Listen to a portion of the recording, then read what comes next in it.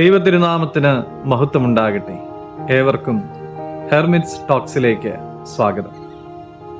ഇത് ഹെർമിറ്റ്സ് ടോക്സിന്റെ 968 ദിവസം. ഇന്നത്തെ പ്രഭാത ചിന്ത 51 സങ്കീർത്തനം 7 തിരുവചനമാണ്. സോപ്പാ കൊണ്ട് എൻ്റെ മേൽ തളിക്കണമേ, ഞാൻ വെടിപ്പാക്കപ്പെടും. അതിനാൽ എന്നെ വെണ്മയാക്കണമേ, ഹിമത്തേക്കാൾ ഞാൻ വെണ്മയാകും.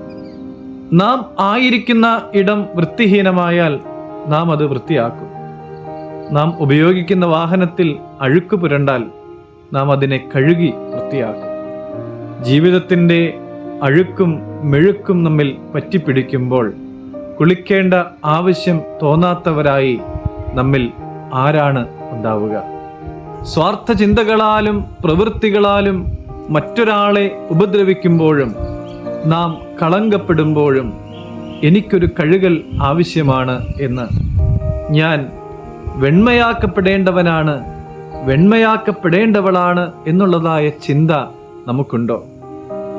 തൻ്റെ ജീവിതത്തിൽ പ്രലോഭനം വിജയം കൊയ്തപ്പോൾ സ്വന്തം പാപങ്ങളെക്കുറിച്ച് ഒരു ഓർമ്മപ്പെടുത്തൽ ലഭിച്ചപ്പോൾ ദാവീദ് ദൈവത്തിൻ്റെ സന്നിധിയിൽ ഇങ്ങനെ പ്രാർത്ഥിച്ചു, ദൈവമേ എന്നെ വെണ്മയാക്കണമേ, എന്നെ ഒന്ന് കഴുകണമേ എന്ന്.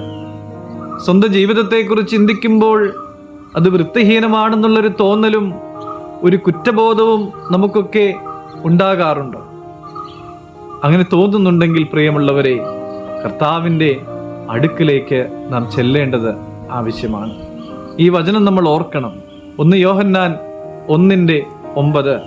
നമ്മുടെ പാപങ്ങളെ ഏറ്റുപറയുന്നു എങ്കിൽ അവൻ നമ്മോട് പാപങ്ങളെ ക്ഷമിച്ച് സകല അനീതിയും പോക്കി നമ്മെ ശുദ്ധീകരിക്കുവാൻ തക്കവണ്ണം വിശ്വസ്തനും നീതിമാനുമാണ് എന്ന്.